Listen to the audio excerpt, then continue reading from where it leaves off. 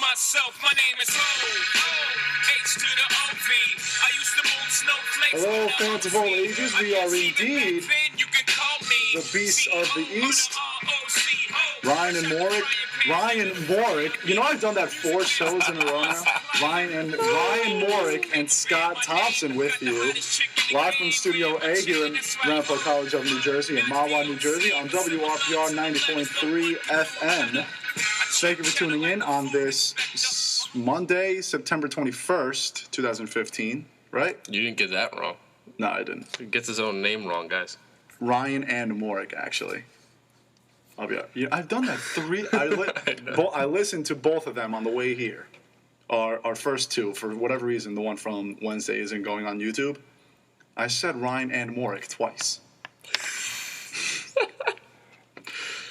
Hey, we can't all be perfect.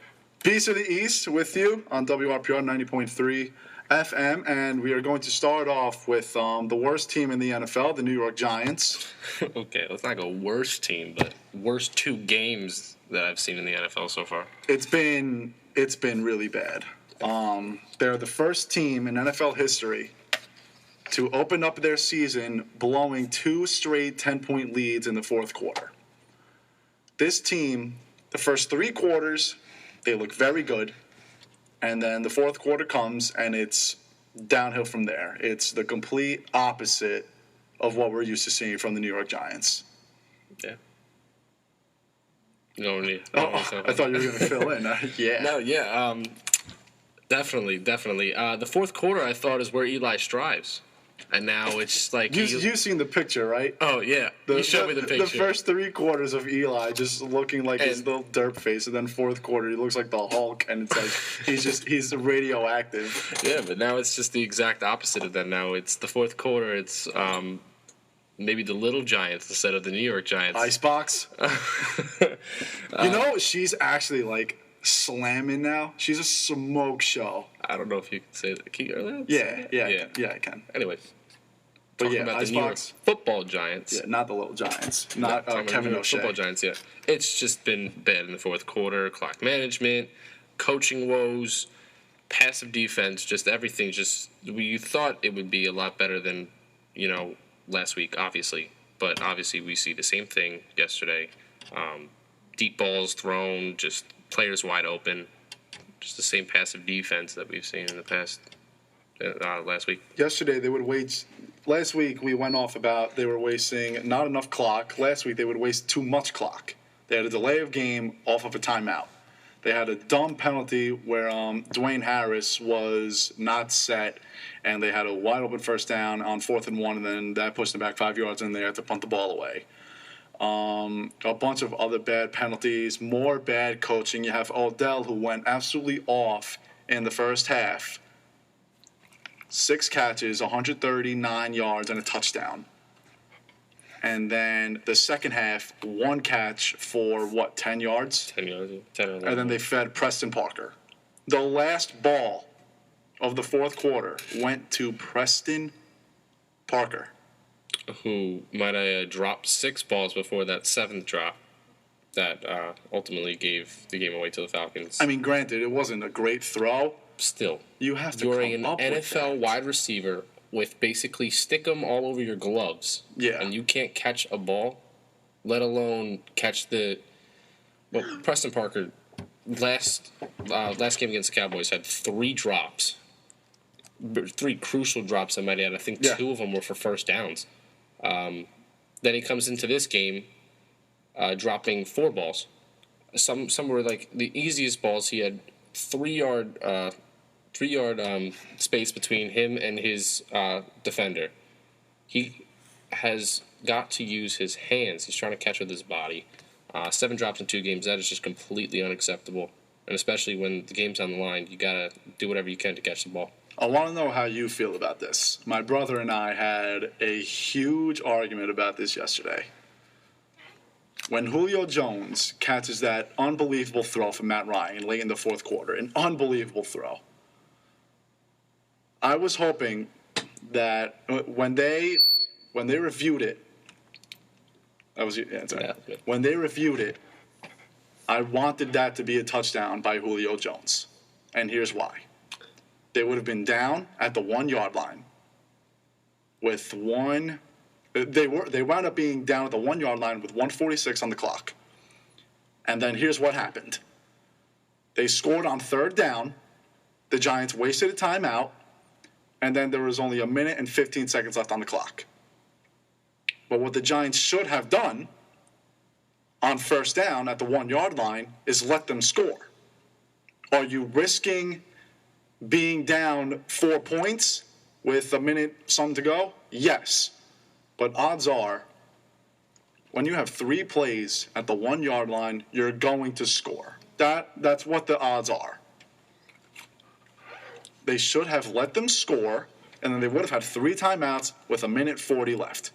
And then they turned out to be a minute 14 left with 2 timeouts. I don't know how you think about that, but my brother and I were going off on each other yesterday. It's funny you brought that up because I was actually watching it with Mike. Yeah. At his house, and he was like, well, he thought that Coughlin challenged that he was on the 1, but, they review all the scoring plays now and everything. So he was like, I just wanted them to score. Why not? You put Odell in the backfield, let him kick off if he can get it back. Maybe he can push it to the 25, 30, however far, Odell does his thing. You're absolutely right. They should have just let him score, and you could try to go for the stop, but Eli in the 4th quarter, he's shown that he can make a push. You put him even at the 20 with 3 timeouts left. That should be enough time for him to take that game away. But I don't know. I don't know if that was like the turning point in the game, in my opinion. What do you think? It wasn't the turning point of the game. The turning point of the game was the fact that the defense, all of a sudden, is the defense that we expected it to be all offseason. The first 3 quarters of weeks 1 and 2, they're very good.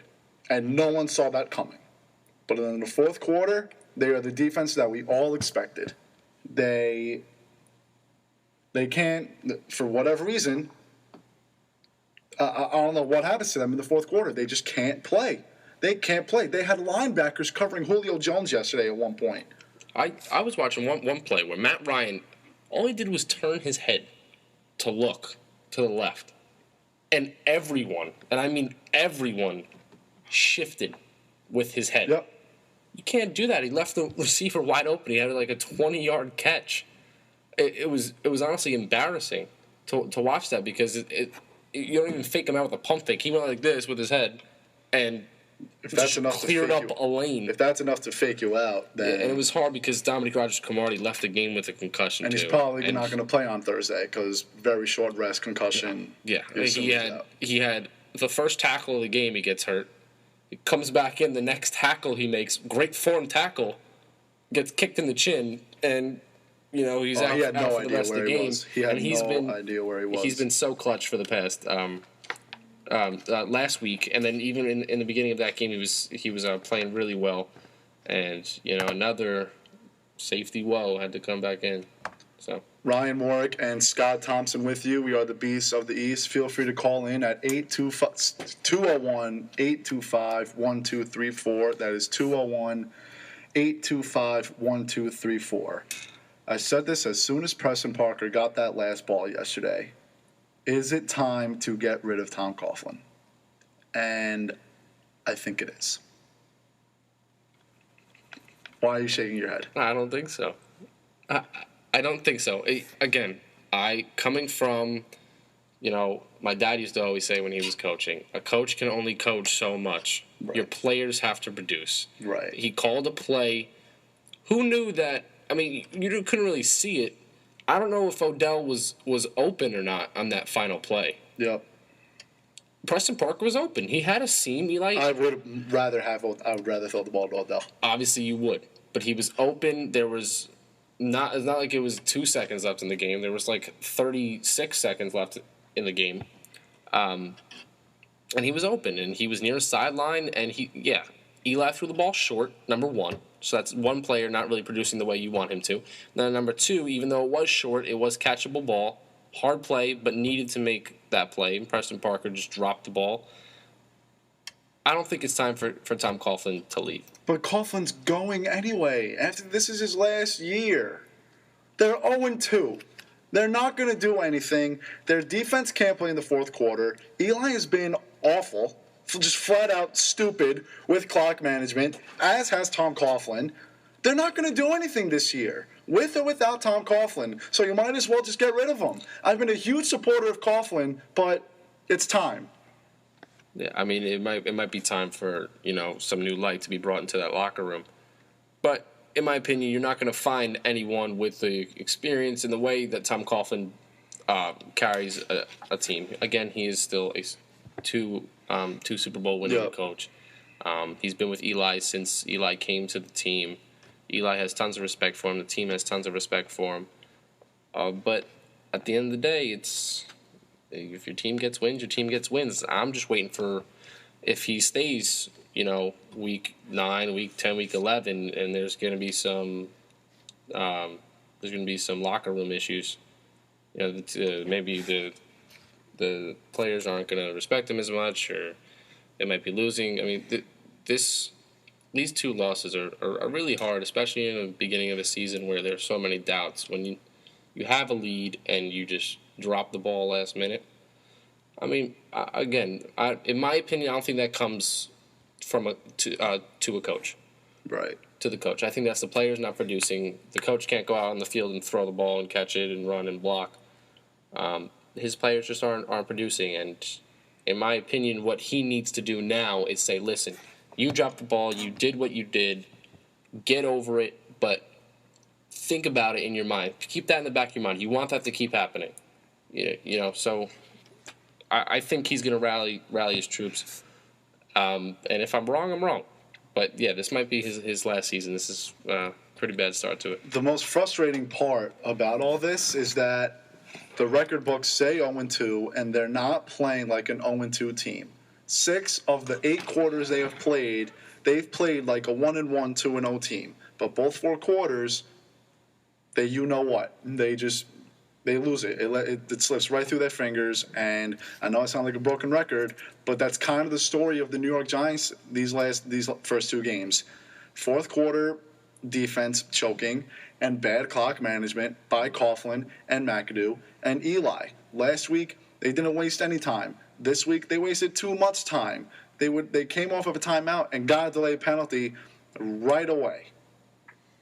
Yeah. How do you have a delay of game penalty off of a timeout? That can't happen. And especially with guys like Eli and Coughlin. They're 2-time Super Bowl champions. They know how to run the clock. They know what they are doing. We said it last week. They are usually very smart. What happened? And it's not early season jitters, because I said it last week. There's no such thing as week 1 jitters, week 2 jitters, when A, you're a 12-year veteran quarterback. 2, you are a head coach for 15-plus years in the NFL. And 3, there are no excuses for week 1 and week 2 when the fans know what you should be doing. The fans who have never played a down in football know what you should be doing, and the quarterbacks and coaches don't. I'm sorry, that's not a good excuse. No. But just going to, just going to how the Giants have been playing in the fourth quarter, it's a matter of bearing down and saying, okay, we need to stop here. Or it's just simple football, and there are mental and physical mistakes. I just don't understand, what's going through these players' minds in the fourth quarter when, even 2 minutes left in a basketball game, you are bearing down, you're putting everything out on that field, and I don't see that coming from the New York Giants. Real quick preview before we move on to bigger and better things in life. Preview for Thursday. Redskins played very well yesterday, and now all of a sudden, what you thought could have been a 2-1 start for their first 3 games, may be 0-3, because the Rams played very well against the Seahawks. They beat them, and a lot of people knew that the Rams were going to play well. People picked the Rams in their survivor and knockout pools yesterday. I didn't watch the game. I watched the Giant game, so I don't know if the Redskins played well. I've been hearing that their defense played very well, and I do like their defense. I'm a big fan of Ryan Kerrigan. But now what you thought is an easy win turns out to not be an easy win. Redskins are coming off of a very good victory. Now they're going to play their first division game of the season, right? This is going to be their first division game of the season. Short week, no Rodgers Cromartie, no Victor Cruz. Owa Odigizua is still out. Marcus Kuhn's going to be out. There are going to be a lot of injuries to this Giants football team, and Dominic Rodgers Cromartie is the start of it. Rodgers Cromartie has a concussion. Odds are he's not going to play on Thursday. You're lucky to come off of a concussion after 1 or 2 weeks, let alone 3 days. So this is not an easy win for the New York Giants. No, they have a really, really good mindset coming into this game. A young team with a lot of questions. You don't have your starting QB. Kirk Cousins played very, very well yesterday, and basically the team was like, "Hey, look what we can do." Without these star players. I mean, they do have Pierre Garçon, who I think had a good game yesterday, but honestly, they were throwing the ball a lot, and that opened up some gaps. Pounding, they played as a really, really good team overall on both sides of the ball, and their mindset going into this game is that after what the Giants did in these past 2 games, there's no doubt that if we play like the way we did on Sunday, that we can get a win on Thursday. And then who knows where was Alfred Morris yesterday? Was he hurt, or because Matt Jones?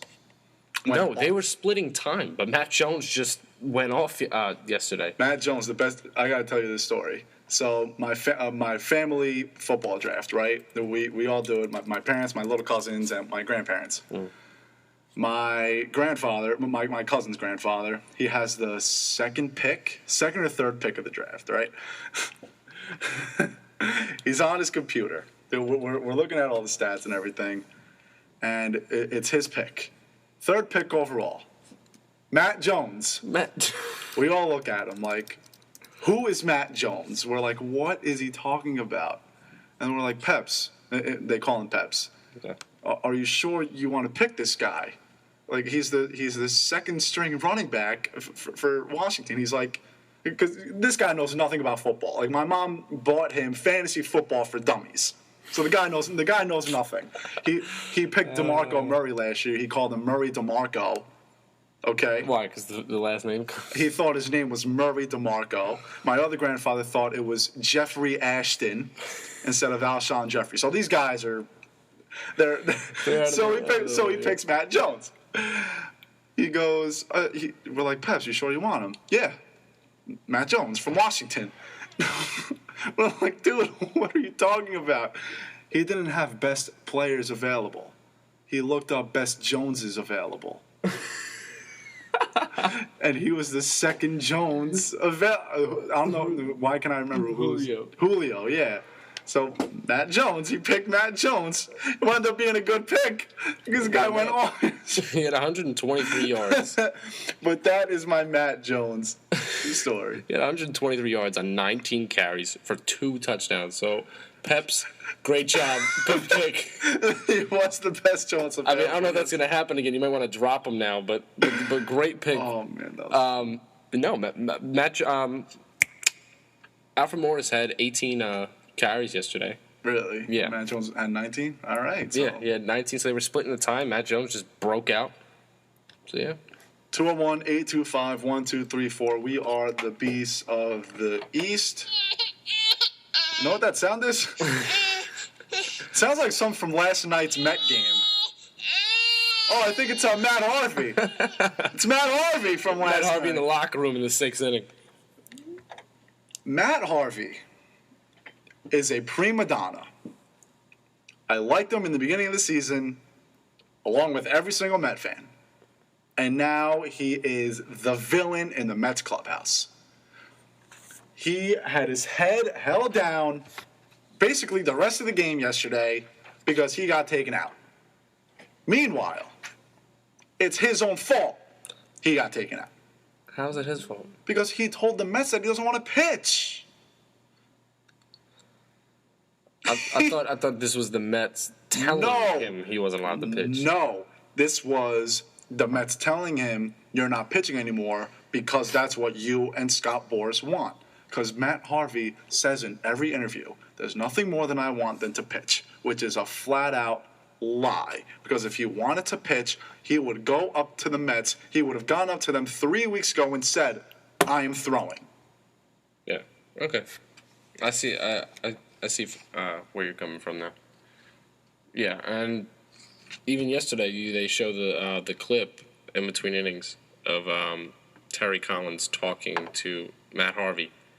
But Dan Shulman made it seem like Terry Collins he's like, I like seeing Terry Collins walking up to him and telling him why he's taking him out of the game. Hey, in my opinion, Terry Collins did a great job taking him out yesterday. Yes. Okay? To show his bullpen, this is what is going to happen once, October starts. Right. Okay? Show me what you can do. What'd they do? Nothing. Absolutely nothing. They did the exact opposite of what Terry Collins wanted them to do. And I don't blame Matt Harvey for sulking his head because, in my opinion, he's probably thinking, uh-oh. So then why isn't he going up to them and saying, leave me in the game? He threw 5 shutout innings. He let up 1 hit. Leave him in the game, or do you want him out for a numerous amount of time next year in case his arm actually does get hurt because he's over his limit? See, there's no right or wrong answer. There's no real solution. Because there's just opinions on because the whole. you have the side who's going to say punish him and don't let him start against the Yankees because he wants to start against the Yankees, obviously, so that's his punishment for saying throw me 5 innings a game. And then you have this side that's going to say throw him for 5 innings, give him whatever he's got, and then hopefully the bullpen will take care of the rest. But again, there's no right or wrong answer. We said before, we would rather have Nice throw average baseball for six innings than have Matt Harvey throw 4 or 5 innings and then the bullpen completely implode. And then you have the guys who are saying don't start Matt Harvey at all. So let's say Logan Verrett started this game yesterday, or Jonathan Nice, who's tonight's starter. Let's say one of them started last night, and they let up 7 runs in the first inning. And then you have the guys who are going to say, why didn't Matt Harvey throw yesterday? But right now, you have the guys that are saying, why didn't Matt Harvey pitch the 6th and 7th inning? That's the answer because the Mets lost last night. That's the answer because the bullpen blew it. And rightfully so. Met fans should be mad because the bullpen gave up 11 runs yesterday after Matt Harvey retired 15 of 18 batters, and then the bullpen retired 6 of 18 batters. So obviously Met fans should be upset.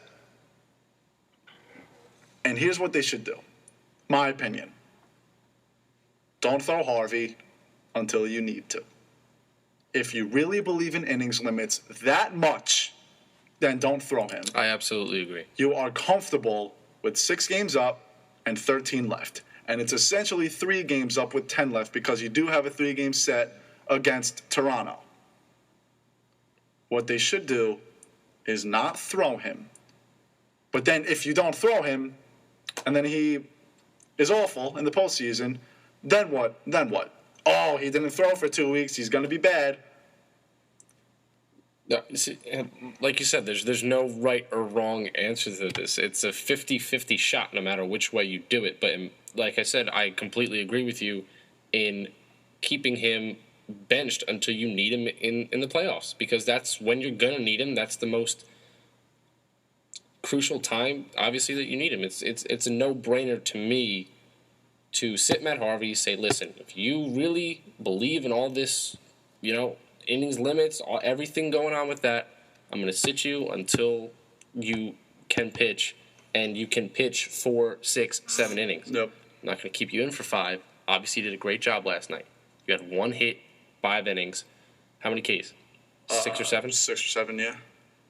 Beautiful.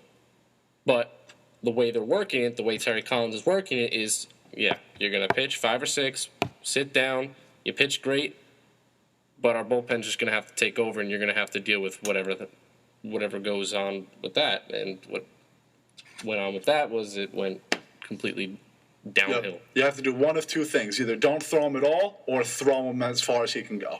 It's one of the 2. You can't have innings limits anymore. To me, it's definitely lose-lose because Matt Harvey is going to either pitch his 6 or 7. Right. Possibly get hurt because you're not knock on wood. Obviously, I hate when players get hurt anyway. But there's always a possibility there if he's going over his limit. So that's one risk. Risk number 2 on the other side is Matt Harvey pitches beautifully last night, like we saw, and the bullpen implodes like it has all season. So And we saw it firsthand. That's not a one-time thing. That's going to happen with this team. that's scary for the Mets going to the postseason after all this blaze that the Mets are back. They are back, but can they keep their streak? Matt Harvey simply got brainwashed by Scott Boras. What Matt Harvey is not realizing is that Scott Boras works for Matt Harvey. Yeah, any agent, if you're an agent, you do what the players want. And good job by Scott Boras because that's his job. His job is to make. Scott Boras makes money off of Matt Harvey's contract. That's how agents get anyone. paid. A-Rod, look at anyone under Scott Boras or any other agent. It's not even Matt Harvey wanting to get paid. It's also Scott Boras. And I give credit for Matt Harvey. He wants to get paid, obviously. But he shouldn't say, I want to pitch and there's nothing more that I want than to pitch, and then don't do it because you want to get paid. Pick a side, do one or the other. I get it. You want to get paid $200 million. God bless you. But make your mind up. How many times does this situation happen when you are a legitimate World Series contender? They are a legitimate World Series contender. What are their odds right now? 7? Or I have no idea. I think last time we checked it was like 6 or 7 or 1. Yeah, they are. And they were like 2nd or 3rd up on that list. And if they lose in the postseason, darn, they only had to face the Pirates, Cubs, and Cardinals and Dodgers, Yeah. who are 4 stud teams. Exactly.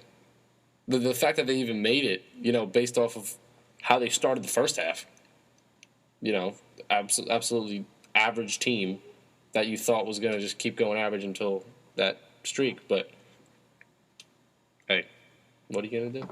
What are you going to do at this point? What are you going to do? I just think what they're doing right now, I think last night changed a lot of things. I don't know if they want. Do you think they know what they're doing with Matt Harvey? Do I think they know what they're doing? Before last night. Yeah, I think they know what they're doing. But again, They don't want to tell us because it'll be a whole fiasco. But they're thinking about what we're thinking about, which has the greater probability of making the team win. Matt Harvey throwing more, but looking at the future, he could get hurt. Like there's so many, knocking on wood again. Yeah. There's so many risks. There's so many pros and there's so many cons to every single situation you could deal with Matt Harvey. Right now, my opinion, if I were to put it down right now, they're doing a good job with Matt Harvey. I'm saying they're doing a good job because, yes, you have the innings limit. You set that. Done. Perfect. You're securing his future as a Met. But, and with the whole bullpen situation, that's on the bullpen. Somebody step up during the playoffs and say, I'm going to pitch well. I'm not going to let up any runs so I can preserve this team's chance to win the World Series. We are the Beast of the East, Ryan Morick and Scott Thompson with you on WRPR 90.3 FM. Scotty T, time to take us through the updates. Go ahead. All right, on to our Ramapo Roadrunner updates. Women's tennis posted a 7-2 win over Pratt Institute yesterday at the Athletic Center. They are now 4-1 overall. They will return to action on Wednesday as they take on William Patterson at 4 p.m. Men's tennis also played yesterday. They defeated Pratt Institute in their season opener with a 9-0 shutout. They return to action when they travel to the ITA Northeast Regionals hosted at Vassar College on the 26th to the 28th. So check that out this weekend.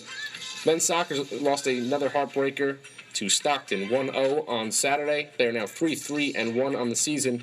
They will take on Berkeley College in their game at the Athletic Center at 4 p.m. Wednesday to begin a 3-game home stretch. Women's soccer also played Stockton on Saturday where they ended in a 1-1 draw.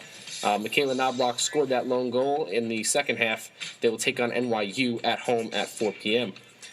On to pro updates. The Yankees won 11-2 at Citi Field last night, as we were saying before. Matt Harvey threw 5 shutout innings with only 1 hit allowed before he was taken out.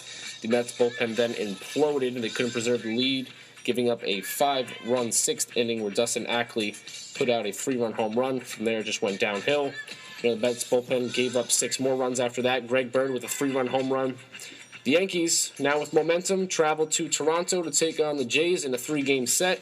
Adam Moore and David Price on the bump tonight. The Mets, on the other hand, will take on the Braves at home.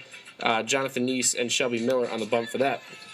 On to the NFL, the Giants lost another heartbreaker Sunday at MetLife Stadium as they gave up a 10-point fourth-quarter lead for the second time in 2 weeks. Odell Beckham, with 6 catches, 139 yards in the first half, was only held to 1 catch for 10 yards in the second half.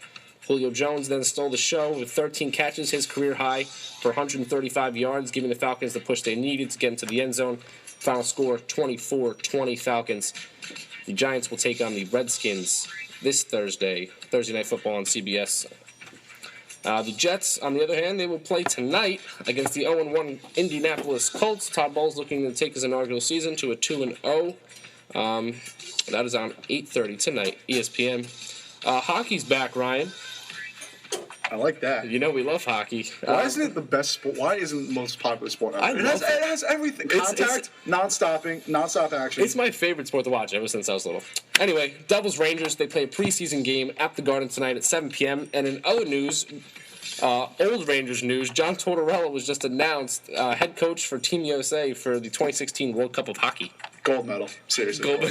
Gold medal. All right, that is it for our updates. We are the Beast of the East. Ryan Mork, Scott Thompson, WRPR Radio, 90.3 FM. Oh, yeah. Ryan Mork and Scott Thompson with you, Beasts of the East. We're changing up the format a little bit. It's time for our Beasts of the Week. We usually do this at the end of the show, but we have something else planned for the end of the show from now on. You'll see that just a bit later. Yep. So let's get right to it. Beast of the East at 6:32 p.m. My Beast of the Week, get those two a little mixed up sometimes. Yeah. My Beast of the Week is the big man on the hill for the New York Yankees, Mr. CC Sabathia. CC Sabathia in the month of September. 1.04 ERA, 1.17 WHIP, 18 strikeouts.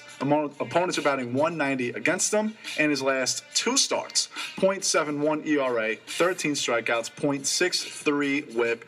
He has come up huge in his last 4 starts when he is needed the most. He has led up just 3+ earned runs in 1 of his last 7 starts. The other 6 starts, 1, 2, 2, 1, 0, 1. He got robbed of the American League Player of the Week. That was Jose Abreu and Prince Fielder.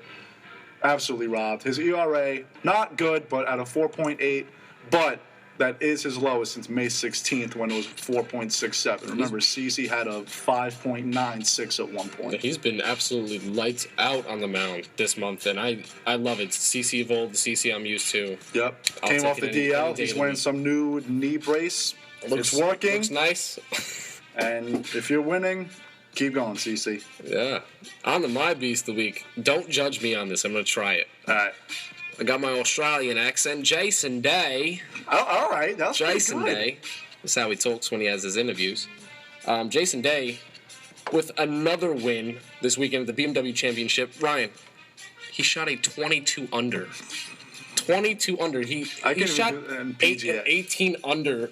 In the first, 16 or 18? It was 16 under. 16 under in the first 2 rounds. Jordan Spieth was in 11th place at -11. That's insane. But now Jason Day, 5th Tour victory of the year. That sets a career high, actually. I think he's tied Tiger Woods for the most in a season. Tiger had 5 in 2013, and he won PGA Player of the Year. So if it's not Jason Day, who's won who it is. 2, he won the Barclays, the BMW, and the PGA. If that's and now they're going to, he's going to the Tour Championship hot. He holds an over 2,500 point lead in the FedEx Cup standings. I see Jason Day taking it away with this, even with a mediocre performance at the Tour Championship. So Jason Day. Jason Day is my beast of the week. We're back, Beast of the East. WRPR 90.3. Crikey. Did someone just turn on a light? Who is that? Someone. All right, I'm done. I won't do it anymore. I got a lot more where that came from, too. Got a lot more. That's so good. The New York Yankees. The New York Yankees. New York Yankees. That was really good. CC on the hill last night. All right. So the New York Yankees, we predicted that these next 6 games for the Yankees would not go well at all against the Mets and the Blue Jays. No, I was totally I lost. expected a sweep. I was suspecting 4 to 6 loss. Oh yeah, Honestly, just both. Oh yeah, I both. expected a sweep by the Mets, and the only win that I thought was going to happen was Friday night with Tanaka on the hill. And Tanaka threw an absolute gem. He made 2 mistakes to Murphy and Duda. He came out of the game when it was 2-1 Mets. Only 2 mistakes were 2 solo home runs. And as soon as the Yankees lost on Friday night, I said that this series is probably over. And then they shut out the Mets on Saturday. Pineda looking like an ace that he was highly talked about during spring training, and he lived up to it every so often. He had that 16 strikeout game. You went to the game when he had the no-hitter entering the 7th inning. Yep.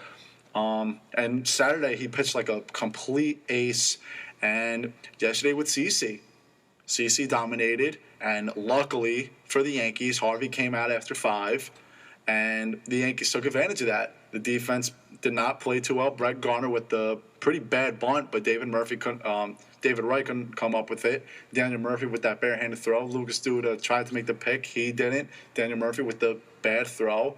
The Yankees took advantage of the opportunities given to them, and the Yankees have not done that for a very long time. Toronto loses 2 out of 3 to Boston. The Mets make mistakes. The Yankees finally took advantage, and that's what the Yankees need to start doing, especially tonight. You're not going to get a lot of opportunities handed to you with David Price on the mound, but that's momentum, and that's all that matters right now. It's September. Momentum is the key. I'm loving it. It's never too late, as they always say. You said 13 games left. I am loving it right now. I'm loving how the Yankees are producing on both sides, fielding, pitching, hitting. It's clicking, like I said in the shows of last. The Mets are clicking. Yep. We saw the exact opposite here. We see the Yankees clicking. And now beating the Mets at their home field. That's a lot of momentum carrying to Toronto. Big momentum. With the sellout crowds at Citi Field, too. Crowd. So the Yankees now know what they're expecting. Which, by the way, our friend Jimbo went to the game yesterday. He said there was 50-50 there. Really? 50 Mets and Yankees fans. Yeah, he saw crowds of everything. So you guys said like 90-10. You said 90-10.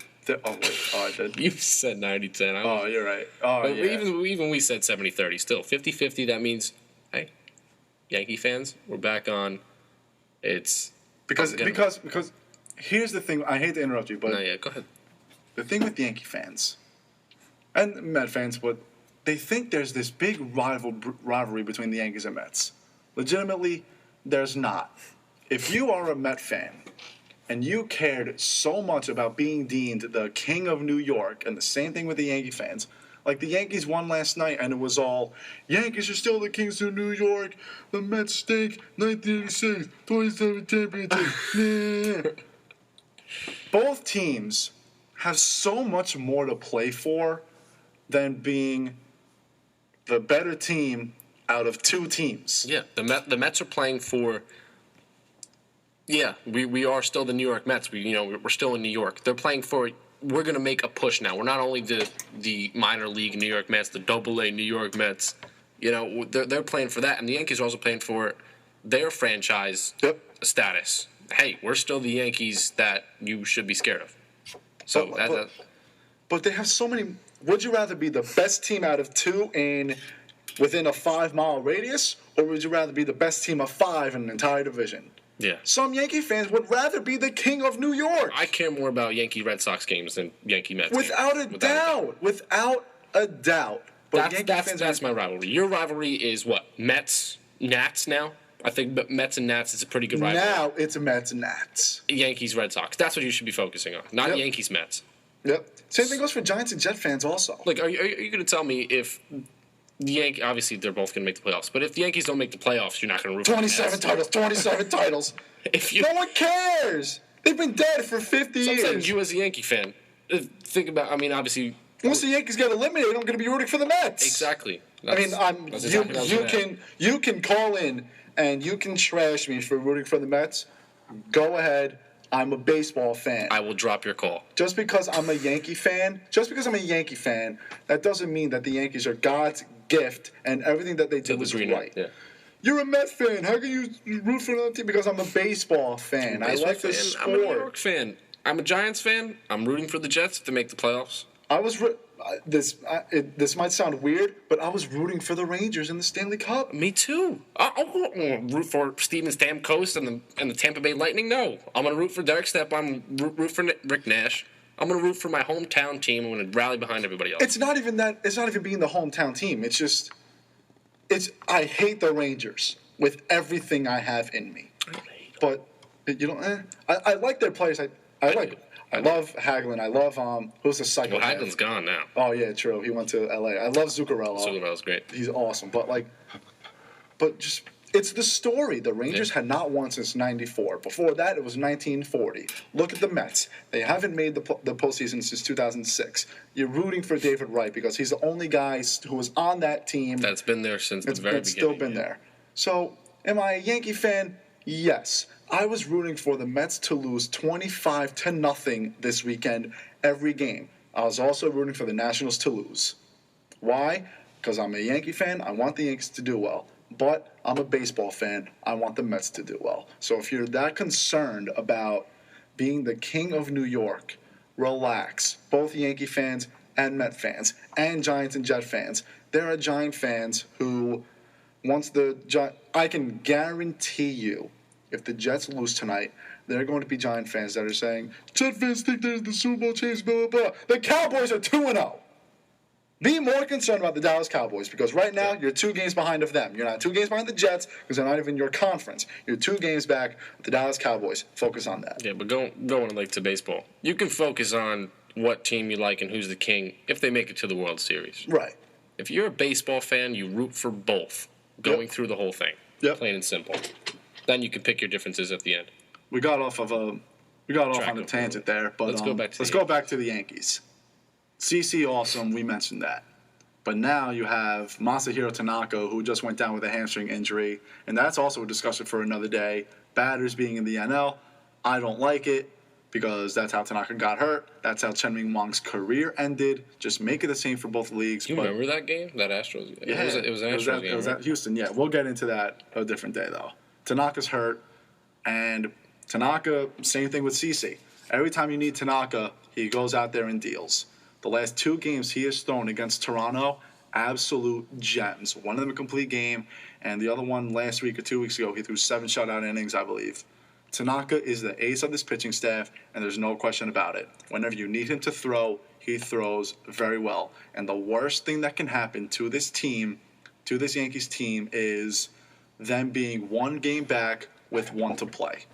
That would be absolutely awful. And looking back at it, you can see Tanaka's been the only light in the Yankees' pitching darkness, if you want to metaphorically say it like that. Tanaka's been putting up great innings. He was keeping the team in at one point. When you thought they were just going to slip off, Tanaka throws 7 2/3 with 10 Ks and blah blah blah. Yep. So having him hurt is definitely a big. Actually, I wouldn't say it's a big hurt because after last night. And the night before that, you can see that this team can deal without him if they. You have faith in Pineda now. You have faith in CC now. But like in the playoffs, you like knowing that your probability for 1 game is better than the other teams. And when Tanaka's on the hill, you can say the probability is definitely working toward your favor. And that's why them being 1 game back with 1 to play would be the worst. Because if Tanaka's scheduled to throw game 162, who's going to throw the wild card game if they make it? Most likely Pineda, maybe Severino.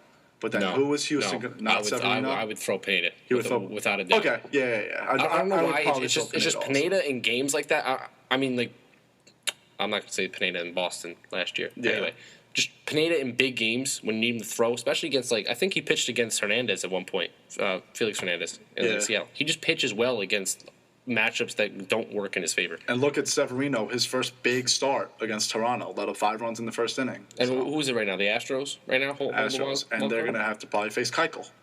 I without a doubt, would not even want to do that. Well, you think they'd really throw Keuchel? It depends on if he throws game 162. They would throw Keuchel. In a 1-game playoff, you throw your ace. You don't. Yeah. You have to assume that it's your last game and you want to go down with a fight, I think. You can't throw your 2 starter to throw your 1 starter the next day. Yeah. And let's look at tonight really quickly. Adam Warren on the hill. Guy's still not ready to throw 6 or 7 innings yet. Last start, he only threw 4 innings. 4 really good innings, too. And they took him out because that's his pitch limit right now, 60 pitches. Tonight is probably going to be 70 or 75. That's at least what I'm thinking. So you're probably only going to get 4 or 5 from Adam Warren tonight, and it's going to be a big bullpen game. So Severino, you're going to have to rely on a lot tomorrow night because who knows with Ivan Nova. He got taken out of the rotation to be in the bullpen. So if Nova does not throw well on Wednesday and you have Adam Warren only throwing 4 or 5 innings tonight, you got to rely on Severino a lot tomorrow because you're expecting a lot of a heavy load from the bullpen tonight. Yeah, so. I'm nervous because the Jays coming off what was an awful away stretch, in my opinion. Yeah. They did not do well at all. They lost 2-3 to the Braves, right? They beat the Braves. They lost 2 of 3 to Boston. They lost 2 of 3 to whoever they played before that. Okay, yeah. So they're pissed coming into this game. Yep. They know that they need to produce during this game, which adds a little extra hype. So I wouldn't look much at the bullpen. The Yankees tonight should focus more on their offense because you got to know that runs are going to be put up. You need to counter that. Right. Greg Bird, A-Rod, everyone needs to hit when you have runners in scoring position. Yep. I don't want to see one runner left out because you know that with that stacked offense that Toronto offers, that there are going to be runs are going to be put on the board, especially with Warren pitching, and when Warren gets taken out, your bullpen needs to produce, and blah blah blah. You know, why can't there ever be a game where I can say, "Hey, this is gonna be a good one tonight"? There's always going to be issues. Well, I hope I can help you out with this one. Yankees are historically good against David Price, and A-Rod had basically the whole weekend off. Only a couple pinch hitting appearances, being in NL Park, and A-Rod, the stats show it. He is awesome. Bye, Jenna. Bye, guys. Bye, Jenna. One of our friends was actually in the studio with us low key for the last hour and a half. But anyway, A-Rod, stats show it. He's very, very good after days off. He's very good. He had 3 days off. And against David Price, righty versus lefty, Yankees hit Price very well. Their lineup today is very good, partly because Stephen Drew is not in it. Dustin Ackley's in the lineup. He's playing second base tonight. Hold on. Yankees. All right, we got Ellsbury, Gardner, A-Rod, McCann, Beltran, Headley, Bird, Didi, Ackley. Beautiful. 1 through 9, hit the ball, please. That's what they need tonight. Like I said, I see Baltimore putting up. If I were to Toronto, Jesus. Orioles. No, I see the Jays putting up. To be easy with it, I see them putting up at least 5 tonight. Tonight. I would assume they put up at least 5 tonight. It's very likely. So I need. What's the word with Encarnacion? Is he in? Is he in the lineup? He's probably going to be itching to be in the lineup tonight. Because he's been. All right. Revere, Donaldson, Bautista, Encarnacion, Smoke, Martin, Goins, Pilar, Pennington. I believe it's pronounced Goins. Goins? Goins. You might be right. Ryan Goins. Anyway. So yeah, Toronto has a solid lineup. Donaldson, Bautista, Aaron Encarnacion. 3,000 guys. Donaldson's the MVP. So you have to hope Warren. Let's hope they extend Warren. It might not be a bad idea depending on how he's throwing because, it depends on his pitch count. It depends on how he comes out. You have to assume the bullpen is going to be on a heavy workload this week because who knows with Nova. Severino, hopefully he can throw well, but right now, Adam Warren is not a 6-7 inning pitcher. So tonight, we're moving on. Enough baseball. Jets, Colts. Monday Night Football in Indianapolis. Jets are 1-0. Colts are 0-1. You don't hear that one every day. But let's go over the Jets and Colts game really quickly. T.Y. Hilton is playing. So that hurts the Jets a lot. Chris Ivory is also playing, which helps them out a lot. I think the main factor of this game for the Jets is their receiving, Marshall and Decker, because Chris Ivory's not 100%. He's not going to get the ball a lot. And that stinks because the Colts D-line is not very good. And the Colts secondary there, I think they're all right. But I said, if T.Y.'s out, the Jets are winning. But now Revis has to cover the number one guy, and Cromartie is questionable. I haven't heard anything yet. But right now, I think this game really depends on Brandon Marshall and Eric Decker. I mean, I just lost my track of thought really quickly. If Marshall and Decker play well, the Jets have a legitimate shot at winning this game because T.Y. Hilton playing is big for this Indianapolis Colts team. And really quickly, remember, the Colts played very badly against Buffalo last week. And the Jets have probably a better defense than Buffalo and a better offense than Buffalo. You know who we're actually forgetting about? Because this is what I'm actually going to disagree with you a little bit to say who the Jets' key players are. Fitzpatrick? No, you know Andre Johnson plays on the Colts, right? Yes, and that's why T.Y. Hilton playing tonight is huge. Okay, so my key to this game, if the Jets want to win tonight, is definitely their corners.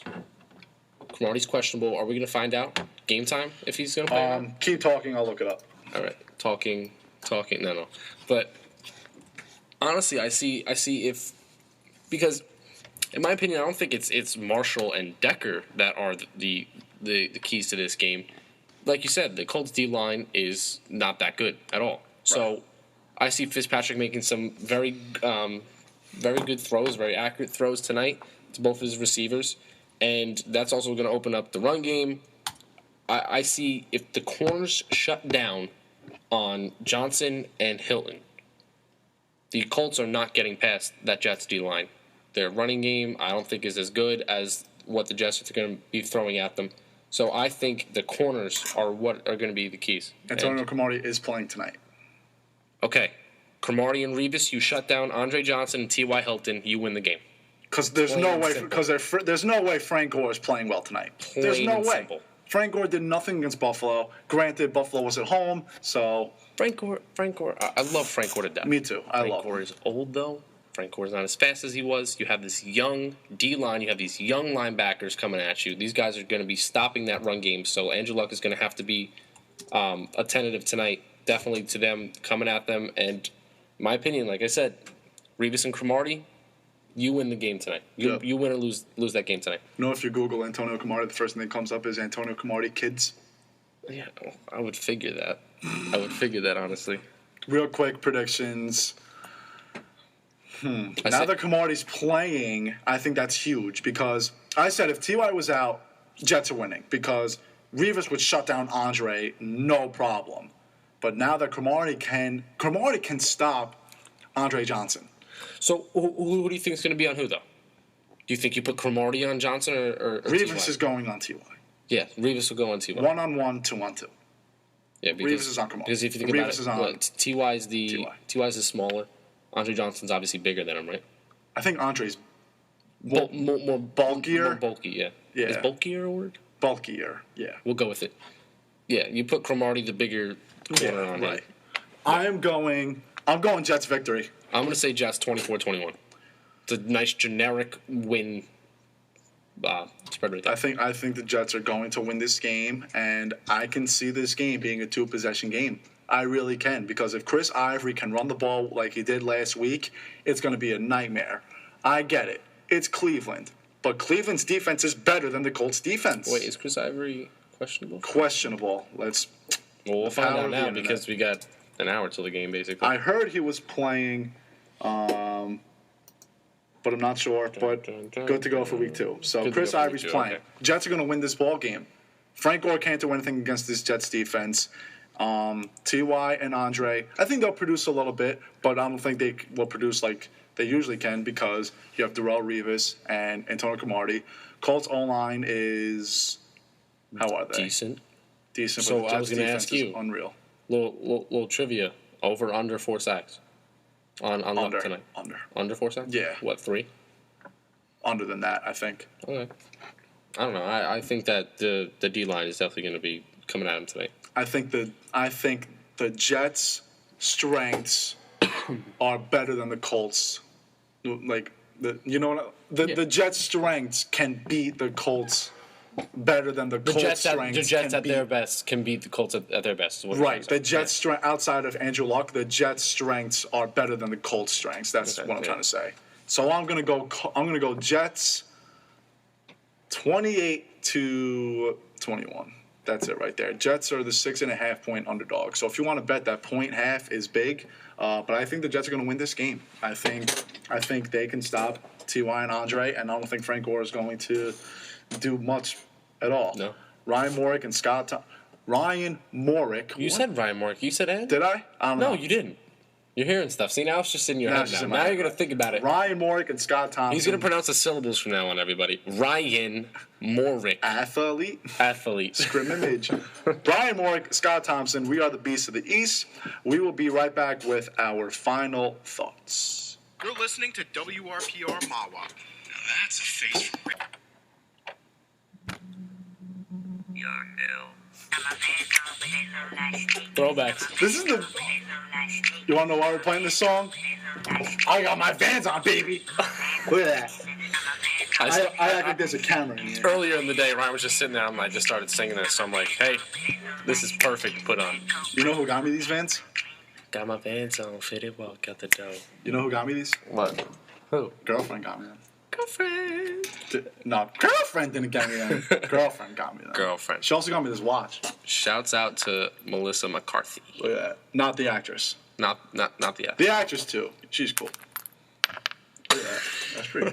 It's a dope watch. I low key did not like this because I already have a watch. I don't want to have two watches. Yeah. But I kind of like it. I'm wearing a lot of dark clothing. Guess today. what? Hurry up, because we have a minute left. Okay, it's Middle Child Day, and my mom sent me this nice Middle thing. child. Middle Child That's Day. me. That's us right there. We're the That's middle me. children. We are middle childs. Oh, Melissa just sent me heart emojis. All right. Anyway. All right. Yeah, you're the worst. Just kidding. I'm gonna get smacked. Ryan, what are you thinking about right now, man? My final thought of the day: Yankee fans, you are the worst sometimes. Whenever you're losing, Preach. whenever the team is losing, you can't help but bring up the 27 rings. I get it. The Yankees are the best franchise of all time, but that does not change the standings. Blue Jays have not made the postseason since 1993. I get it. But they have every right to brag right now. Blue Jay fans have every right to brag. They are in first place in the American League East, probably the best team in the league. Just because you bring up the 27 rings, that does not mean that changes the standings. 27 rings, 27 rings. What is that going to do? Now the Yankees are up 2.5 games? Stop it. Babe Ruth, Lou Gehrig, Joe DiMaggio, Mickey Mantle, all of them, they've been dead for 50 years. Get over it. The Yankees, there are 4 remaining players. 4 players from 2009 on the Yankees right now. Teixeira, CeCe, A-Rod, and Gardner. That's it. They're a completely different team. If you want to bring up the franchise and how great the franchise is, by all means. But when you want to talk about how good the Yankees are right now, don't bring up the 27 rings because that does not change the standings. Stop turning red on me right now. You're angry. You're just so annoying. angry. It's There's just a lot of. All right, I'm gonna carry the negativity, but my final thought of the day. Ryan, I went home this weekend. Okay, Right. I went to go see my little brother play soccer. Right. I used to go all the time when I was home. Anyway, I go to the game. I'm hanging out, and I hear some parents calling my brother a couple names, calling teams little names. Obsessive parents. I want to give you The people who live vicariously through their kids. The worst. seriously, just please stop. Just stop. I mean, can I ever just watch a game and not listen to parents yelling at both their sons to do better and and my dad got in a confrontation with a parent he hasn't even met in his life. That's good. I don't get it. Dad, stop. Parents, stop. Please. Just watch the game. Have fun. Thank you. Thank you.